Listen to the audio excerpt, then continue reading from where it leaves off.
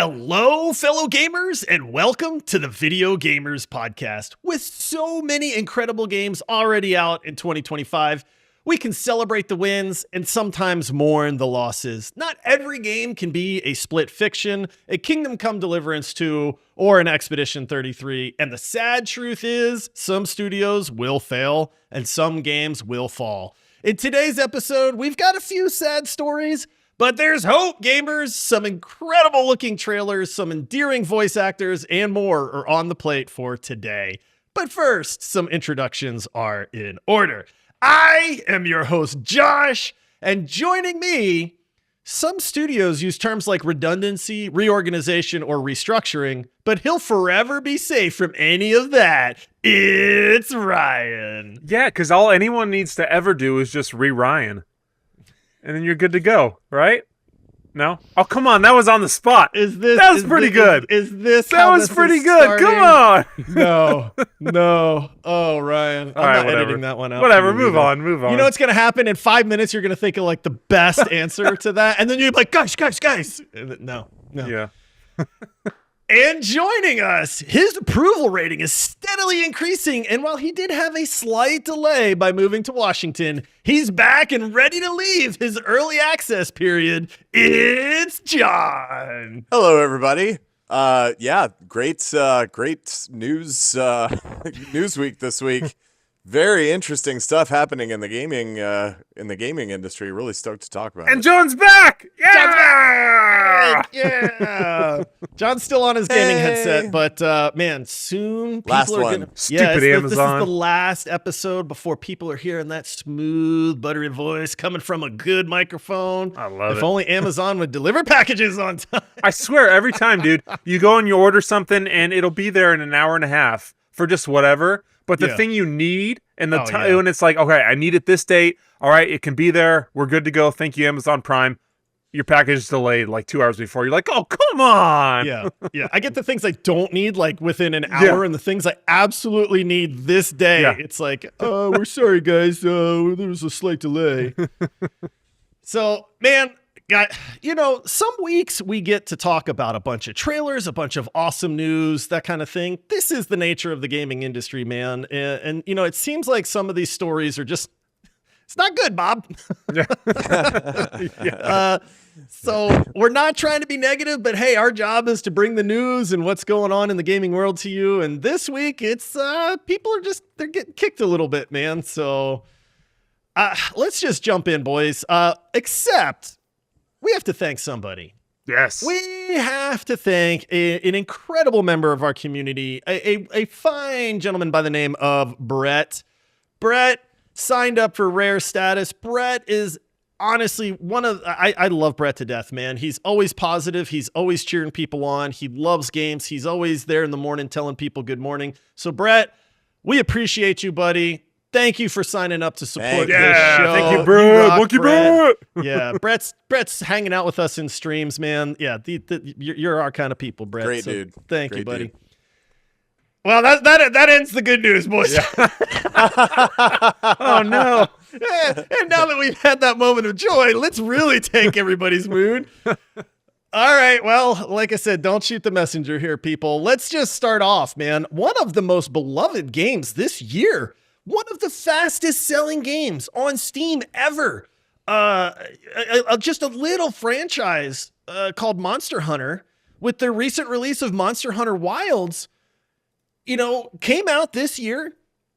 There was a ton of people that were super excited for Monster Hunter Wilds. I know a few people in our community were playing it. Ace and Greg jumped in and were playing this together, and we're like, guys, you are missing out, man. This game is so much fun. And we just went, yeah, we don't have time, man. Well, it just goes to show you, because if you happen to go check Steam right now and you think, man, it's Monster Hunter, it's amazing, everybody in the world loves it. Gamers that we knew were having a blast with it. It's overwhelmingly negative, guys. Oh, it's a disaster right now.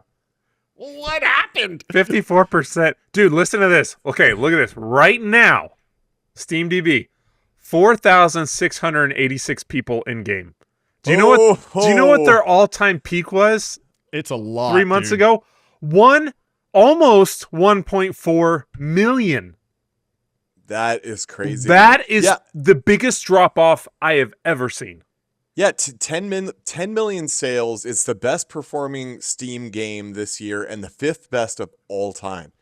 This kind of just goes to show you, though, that sales numbers don't necessarily reflect quality. It's so to kind of give people some info on what's happening. So a lot of this is coming through just a bad PC port. Performance issues are absolutely just gutting this game as far as its review rating on Steam. I know a lot of people are very unhappy with the way that the performance in the game is now. Apparently it wasn't that bad initially, but then it got bad. And it's like, I don't know if they don't know how to fix it, or listen, guys, we've already made our money. We sold 10 million copies in like a shorter period of time. Number 5 on Steam all time. Yeah, we're just laughing all the way to the bank, people, because, you know, it's time to move on to the DLC now or whatever they're doing with it. But like, this begs a question. I don't want to spend too much time on this, but it's like, dude, they've made their money. They got everything they could possibly want out of Monster Hunter Wilds. People that played it initially seem to be pretty happy with it. So, like, if you were Capcom, would you put a ton of effort into trying to turn these negative ratings around at this point? Absolutely. Absolutely. I mean, we're going to be talking a little bit later in this episode about a couple of examples of, you know, studios basically that are going to fail because of a bad game. And Capcom obviously it's a legacy company. They've got a whole line of games that have a loyal following. But the reality is that any company is only as good as their reputation. People don't care what you did yesterday. They care what you're doing today and tomorrow. And I think that if Monster Hunter, which is one of their biggest properties, leaves a bad taste in people's mouth, that is going to rob a giant chunk of future revenue from them. So yeah, I absolutely believe they care. I know they made a lot of money and they would like to continue making money. I think they will too. Something like that, when you have a second release on such an iconic IP, you want the people to keep that, you know, good feelings, that good vibes with that you know, series. So the next one, they're no questions asked, they're going to buy it because they have all the good memories with the prior, regardless of what it looks like. Obviously, they're going to try to make it look good, but you know, you want those steadfast fans that are going to be there. What I don't get is, I know Greg and Ace played it, and I was talking to Greg because I was asking him about this. I'm like, hey man, I think you guys played. What's the deal? And he's like, dude, we loved it. Like, I don't know what the deal is. Like, they were all about it. Yeah, man. They loved it, and they had. I don't understand. Like, launch is so critical, and so many developers and so many games fail the launch process. I don't know if I've seen one that has hit the launch so well, and then just taken such a nosedive on updates and whatever ones. What? I can name another one, Helldivers 2. Okay. Remember the absolute crap that Helldivers 2 went through with Sony trying to enforce the region lock and the you had to link your PlayStation account. But that wasn't to be able to play stuff, though. Like, no, it wasn't gameplay, but that's what I'm saying. The example of a great launch. That's a good one. Helldivers had some server issues at first, but then again, that wasn't really Helldivers. I forgot about that, dude. I remember. Oh my gosh, dude, you just hit a memory.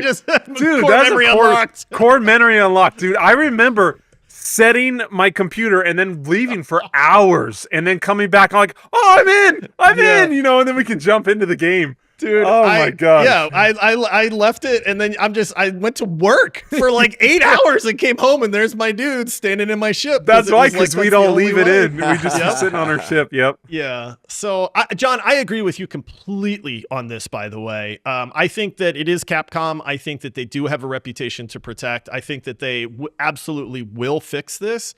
It is the timeliness of how soon they fix it that I'm a little curious about, but I agree with you 100% that it is Capcom. This is a beloved series.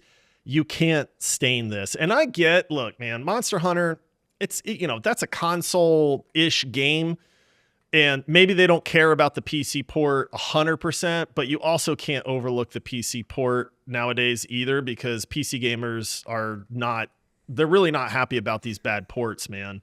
And so I agree. I think that they will do the right thing. They will fix this, but man, have they dug themselves a hole. Yep. All right. Let's have a moment of joy, guys. Another moment of brightness, because goodness gracious, I'll be honest, I didn't know about this trailer until John brought it up. And I don't know how you get a trailer like this that we don't know about, but I'm like, what the heck is this thing called Blood Message? Like, what? And it says Ghost of Tsushima meets The Witcher? What? Like, I start watching this trailer and I'm like, this might be the greatest thing I've ever seen, man. It looks amazing. It looks so rad, dude. Yeah, and then you start combining Ghost of Tsushima with The Witcher and stuff, and it's like, wait a minute, dude. Like, wait a minute. But then, like, the Spidey sense starts tingling just a little bit, the little bit of being a skeptic when you've been gaming for like 40 years, kind of starts kicking in. And then I'm just like, there's no way, dude. There's no way this game is this good. And it kind of reminded me, for people that have been listening to the show for a while, it kind of reminded me about a game that we talked about. It was probably almost 2 years ago, called Alcahest, where it was the most mind-blowing trailer we have ever seen. And we went, the future of gaming is here. It's here. And then like it came out that whole trailer, even though it was made to look like gameplay, was not actually gameplay. It was all pre-rendered stuff. And the developers were kind of like, well, I mean, it's going to be indicative of gameplay. And then we were like, oh, come on, man. You can't do that. We hope it looks this way. I mean, that's what we're trying. But Blood Message, guys, this looks insane. But is it actually going to look that way? Like, that's the question, man. John, what did you think of this? You found this. What did you think on this? Well, I'm a sucker for anything that's feudal Japan. Yeah, so when I saw it, I glommed onto it right away. And I have the same take you do. At face value, it looks amazing, but we have no idea what it's going to actually turn out to be. Another game we're going to be talking about later looked really, really good. And then when it was released, not so much. So all I can say is that there's a lot of really good-looking games that are in the pipe, and I have no idea how they're going to play, and I will reserve judgment until I get the opportunity. Oh, that's so responsible of you. I'm not. I'm gonna say I don't think this game's gonna look this way. Well, I think that's a safe bet, man. Look at how long it's been since we talked about Alcahest. We don't even. I forgot about it until you mentioned it, because there's no news on the forefront. Like, something that would revolutionize gaming with the way it looked in the gameplay, just kind of disappeared because people were like, yeah, that's not what it's really going to be. Anyone can make a cinematic trailer or a movie. So yeah, man, this just, it looks so good. It's the future, but when that's going to be, that remains to be seen. The animation in this game looks insane to me. The graphics look insane. The fidelity, the lighting, like the characters, like everything in this absolutely screams like future of gaming. But then it's kind of like, here's my big problem, man, is that they're starting to make trailers that look like gameplay that are not actually the gameplay of the game. Now, I will eat these words with a spoonful of mayonnaise, which I hate, by the way. If this game actually comes out and looks and plays like this trailer does, I will eat my words gladly, because that means we are getting something truly incredible. But the issue is, I cannot stand the idea of trailers being made to look like gameplay, but they're not gameplay. You know what the perfect example of this is? On the mobile gaming things, where they have the little games and it looks all neat, and then you download the mobile game and it's freaking Candy Crush instead. Yeah, like, that should be a crime, man. I agree, man. I agree. And so that's my worry, is that we're getting these like Alcahest and Blood Message trailers where it is mind blowing. And then it's like, oh, but that's not actually going to be the game, guys. Wait a second. Did we just kind of unveil something? Is this the reason why you hate not indie, but mobile games? mobile games so much? Yes, it is. I hate mobile games because they're liars. They're big, fat, rotten liars. You don't give me a game where I'm trying to free the princess by pulling little rods out and stuff, and then I download the game and it's freaking Candy Crush, man. So do you also just like pop any link that pops up on your screen too on your computer? Yeah, they're all legit, aren't they? Like the free Steam gift card link that's on the internet. Yeah, it's got to be true. What are you talking about, Ryan? All right, good to know. No, I'm just glad that I figured out why you hate mobile games so much now. Anyway, listen, we've been talking about it. I'm going to include the trailer for Blood Message in this video. So if you're listening on Spotify, you can scrub back a little bit and watch this trailer to see why we're kind of like, oh my goodness.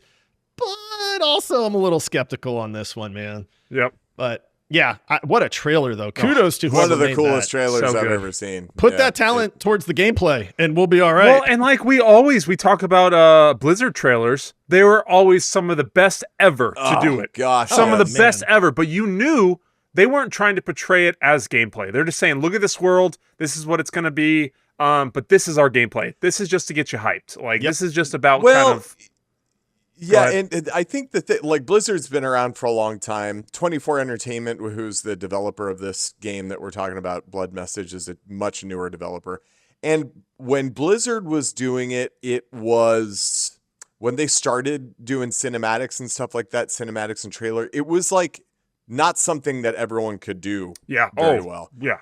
You know, that was like man, we are a triple A, quadruple A studio, and look at what we can produce, guys. Nobody else can produce these cinematics, and it was special at the time. It was special. But now it's not. So now it's far easier to produce. That's a good wonderful cinematics. Dude, the Overwatch shorts, man, when they started doing the character shorts that were like these full-fledged like 5-minute cartoons, are still some of the best things I've seen, man. Like, totally. Yeah, like legitimately. So.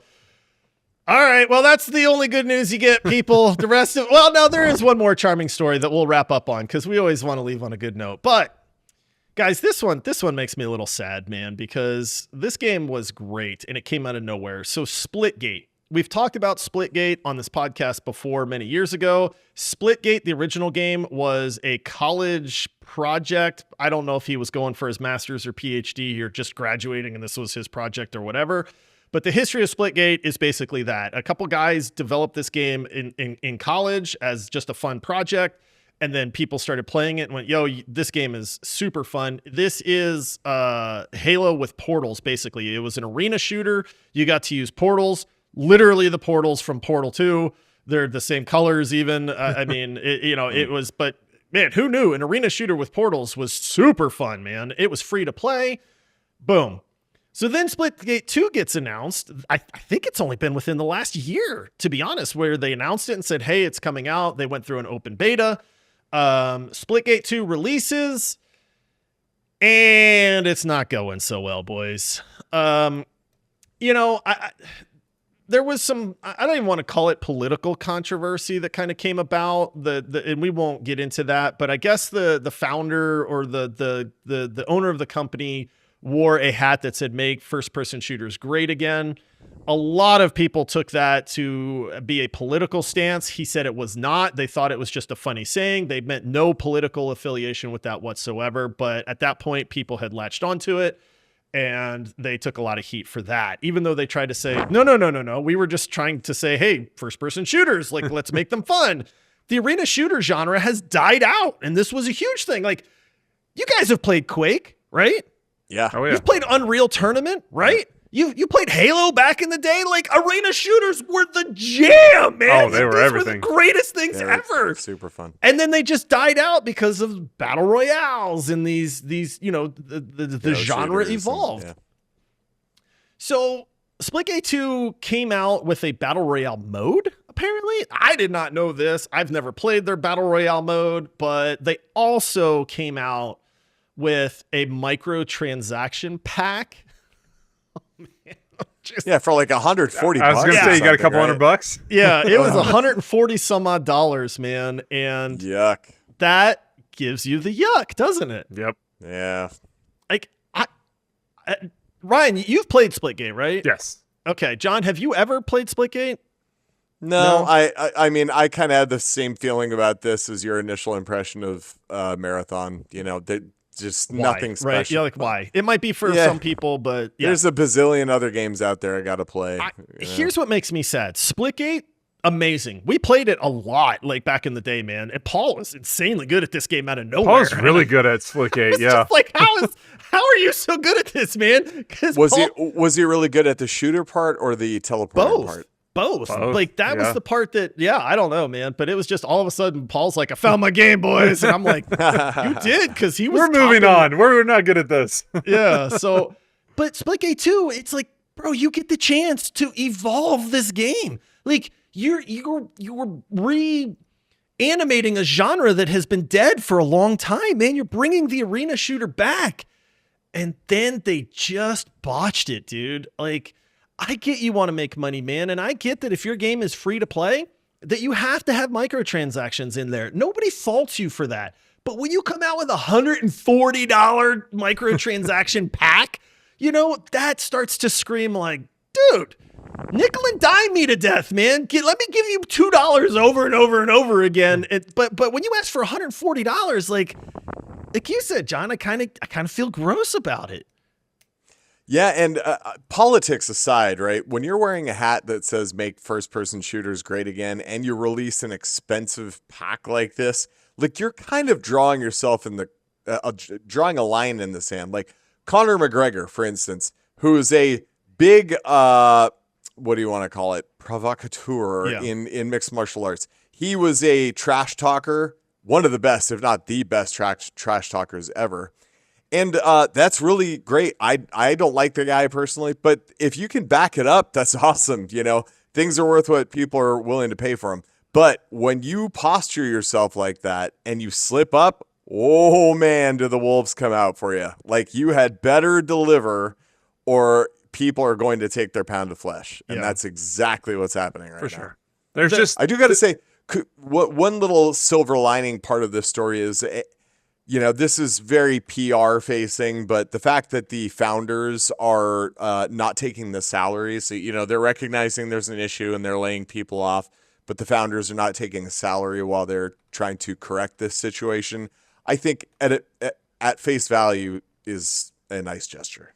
I agree. That is the one saving caveat to all of this is it's like, instead of being greedy and being like, well, we're just going to get our money and run, they're literally saying like, we are not taking money. We're going to fix the game. We're going to fix the issues. Like, I would love to see it, to be honest, because I think that there is something there with Splitgate and Splitgate 2. I did play a closed beta, so I did get a few matches in of Splitgate 2. It didn't grab me kind of the way that the original Splitgate did, but I also really didn't have enough time to give it like a fair shake either. But I do like the fact that these guys are saying, we are not taking money. We're going to make sure that our developers are paid. We're going to fix the game. We're listening to you.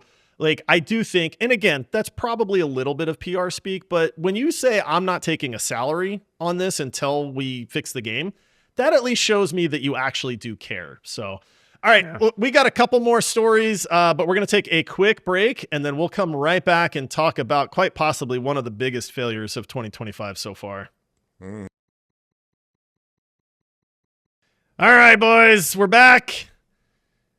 Goodness gracious, man. And listen, full transparency, because we are honest and we always say we don't get it right all the time, and this is a game that actually came up in our most anticipated games for the remainder of the year episode. And one of the games that we brought up is a game called Mindseye. It looked like a futuristic GTA kind of knockoff. The animations and the gameplay looked pretty darn good, man. It was literally GTA in the future. You had high-tech drones and all this stuff going on. And, it had the driving, it had the characters. It's like, man, this game looks like it could be really good. It still looks like it could be really good. Why isn't it? It looks great.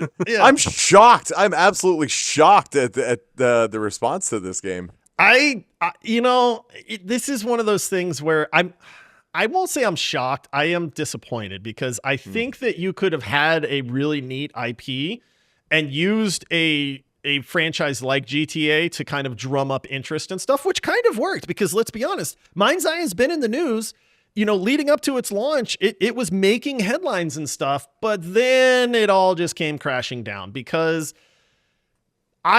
they made the critical error, and I'm gonna start calling this like the rule one when it comes to a game anymore is that you cannot release a game that is unfinished and insanely buggy and is not ready for release and hope that you can fix it later on. I know that for a year or 2 or 3 that was okay, and gamers kind of went, oh man, day one patch, like what, poor performance, well, they'll patch it all out, it'll be fine.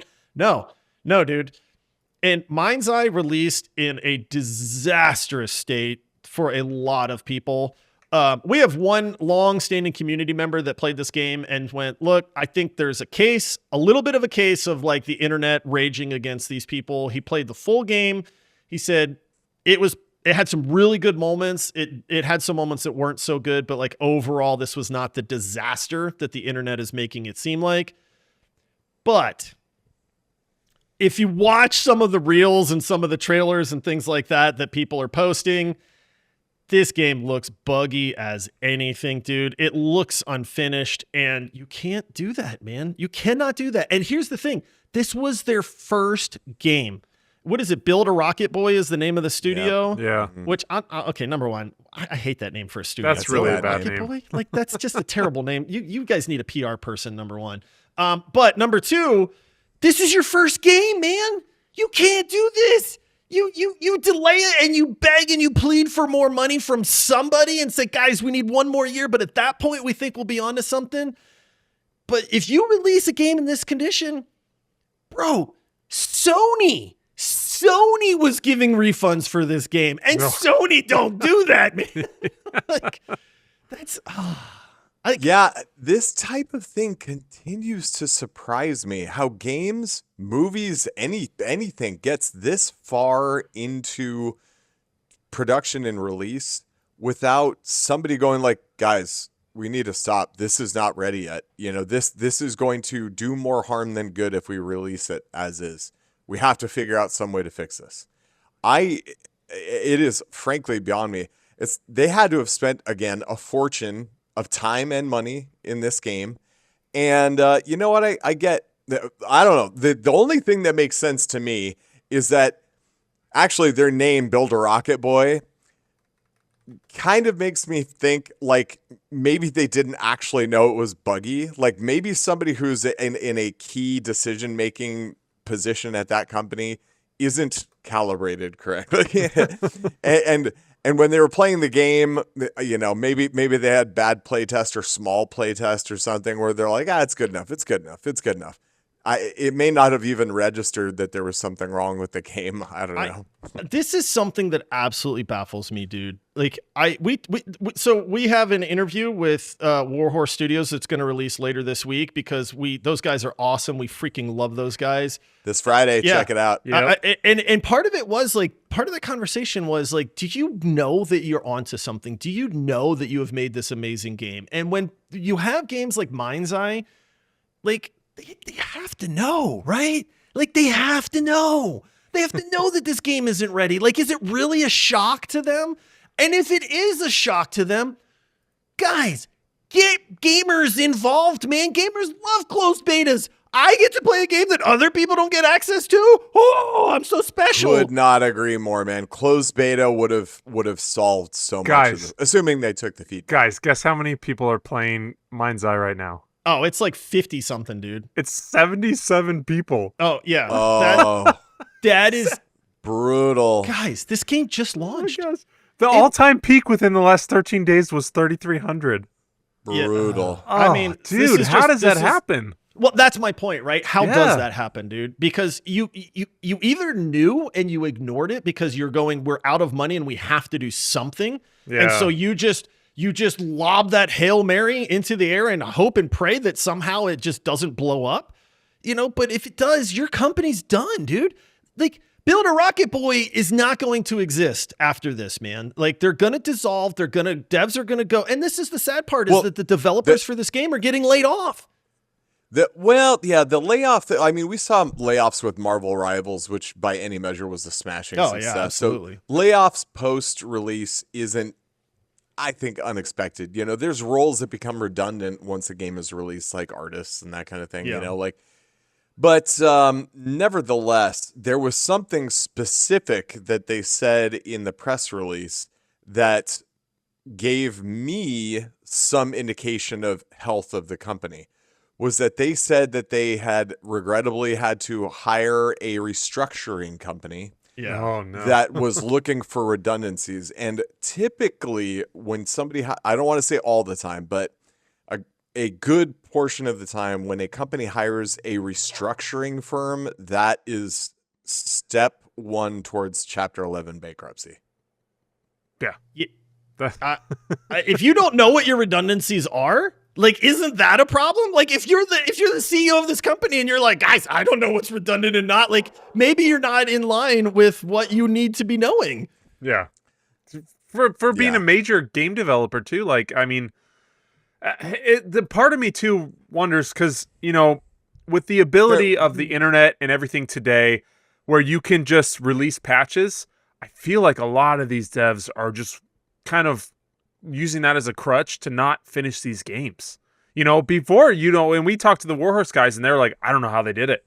There's just so much. Like, how do you get all this done? How do you have all of the bugs smashed out and fleshed out and everything good and having a working game to release, like, without the ability to patch it? And now I think they just rely too much on those, and sometimes it's more than they can handle and you just get a mess. So I have to ask this question because this ties right in, because it's something that I know we're not huge fans of, but early access. If Mindseye had gone into early access, would that have helped? Then it'd be in early access for a year and a half, and it's just this.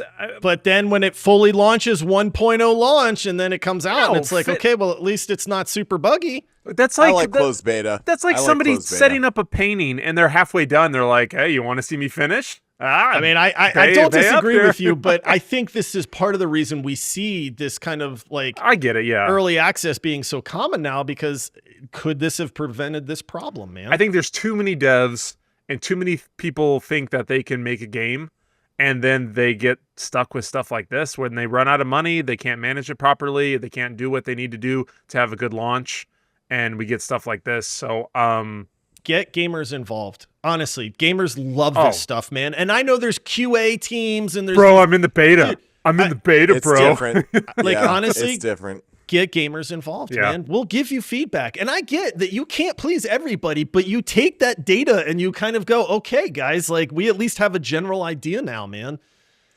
All right. The negative, like, once you start paying somebody, like if you have somebody on the team that's like in some formal role where they're doing QC or whatever, the problem that you run into is that you're ultimately going to run into some sort of bias where the people go, I have to protect my job. Right. What do these people want to hear?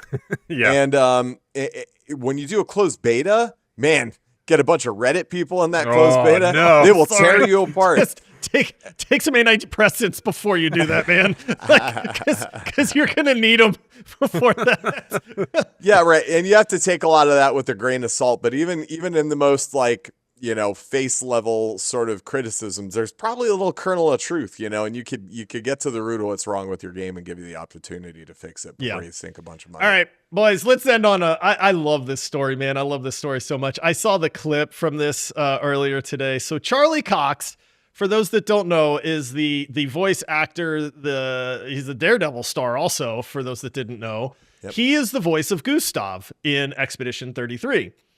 And, you know, Expedition 33, all the rage, you know, it's people are throwing Game of the Year, you know, it's going to win. It very well might. It's locked. Yeah, I mean, and so, you know, this is all the news. If you haven't played Expedition 33 yet, do yourself a favor. Stop what you're doing and play this game, number one.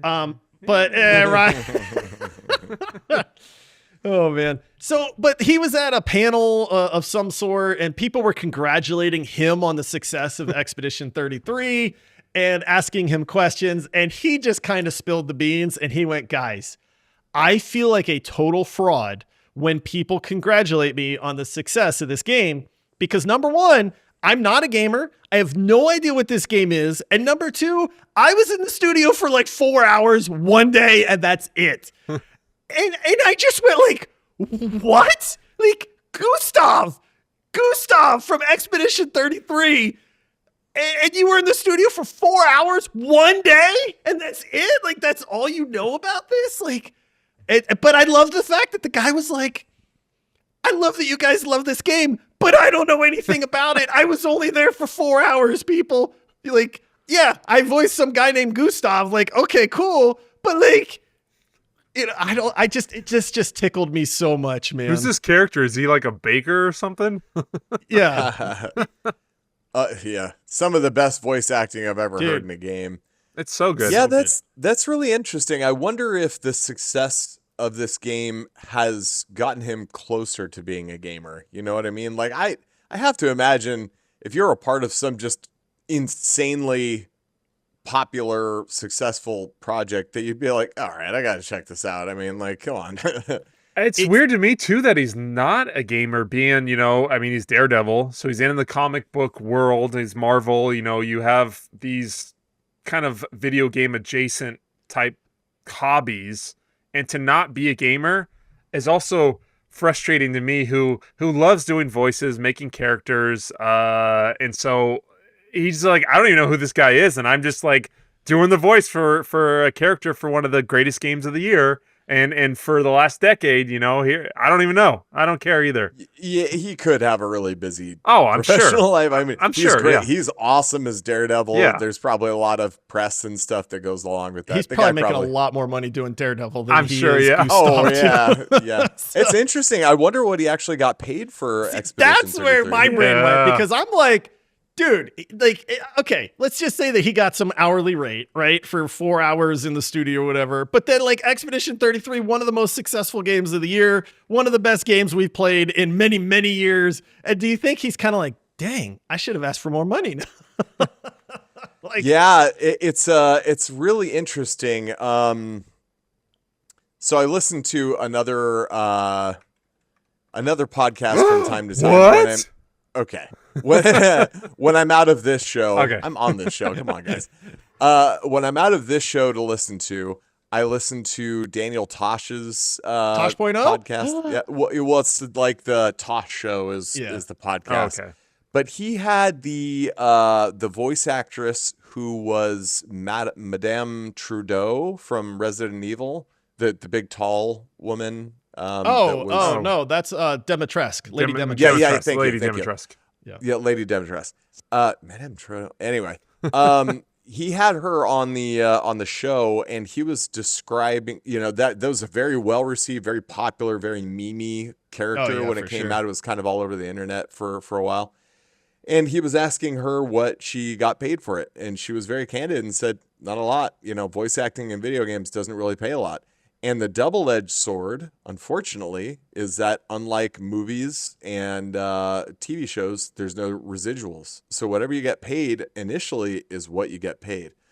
And the upside for somebody in her position is the ability to visit conventions that are directly correlated to whatever this is. So for her, it would be video game conventions and horror conventions.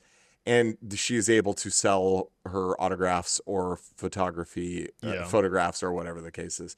And that's really interesting because Charlie Cox, I don't think he needs it, man. I think if anything, he may be like looking to just like diversify his portfolio and set himself up as a voice actor or something like that, so he could. He has a place to pivot in the future. It was only 4 hours, too. 4 hours of his day. He probably went down to a studio, knocked it out, and then went to... Also, kudos, though, man, because he freaking knocked it out of the park. He did. Like, I can't imagine showing up, like, okay, I got a few lines to read. I'm going to be here for half a day. And then just freaking, like, home run, dude. Well, yeah, and, like, without spoiling anything for people who haven't played Expedition 33, like... that 4 hours that he recorded goes through the whole spectrum of human emotion. Yeah. Oh, yeah. That's unbelievable voice acting. So whatever he got paid, it probably wasn't enough, but I'm glad he made it. Yeah. Anyway, so what a fun little story, man, of just, not even realizing what he did, man, for one of the best games we've seen in a really long time, to just be kind of blissfully ignorant of like the impact that you had and the impact that you have on people that play the game, and all that is just insane to me, man. Do you think that might have helped him? Like not having a connection to it to where he could just be kind of raw with that character? You think Don't you want that connection though? To like, I would need it at least. Like I need to know, like I need to know my relationship with Mael. Like I don't know. I'd be one of those weird Or method actors Sophie, like bro. Heath Ledger, dude. Where Everyone I'm like, forgets about Sophie's. yeah. Ooh, yeah. All right. Well, listen, we went long on this one, boys. Thank you, everybody, for hanging out with us, chatting video games. Sorry for the little bit of a bummer news for the week, but hey, that's what's going on in the gaming world right now. So, this is just a reminder to support the good developers, support the indie developers that are pouring their passion and their heart and souls into these games, because it does matter. We as gamers vote with our wallets. We vote with our reviews. We vote by telling people about these games. Taking that one step further, if you like this podcast, hey man, tell a friend, leave us a review. That helps us out just like it helps out these devs. And hopefully we're not one of these devs that we talked about today where we're like, man, these guys really suck. They're just ruining everything, So if you like this podcast and you enjoy this show, just take a second to help us out, man. Follow the show, leave a review, tell a buddy, tell the guy at the gas station, he's probably a gamer, and tell him like, hey man, have you ever heard of the Video Gamers podcast? No lie, I did that at my local gas station, and now when I walk in, the guy's like, "What are you playing, man?" And dude, we hit it off now. So, love it. Yeah. So if we can do it, you can do it too. So, but if you're not already, make sure you follow the show. Join our Discord server, best community in the world for gaming. There's a link in the episode description. It is awesome. And you can meet Brett. You can meet Brett. He's a cool you guy. can meet Brett. You get to come hang out with Brett, honestly. Brett's Yeah. a freaking awesome guy, man. He Come is. say hi to Brett. We got a lot of Bretts in our got a lot of community. Bretts, yeah. But there's only one true Brett there, too. So listen, that's going to do it for this episode, everybody. Until next time, happy gaming. See ya. Doodles.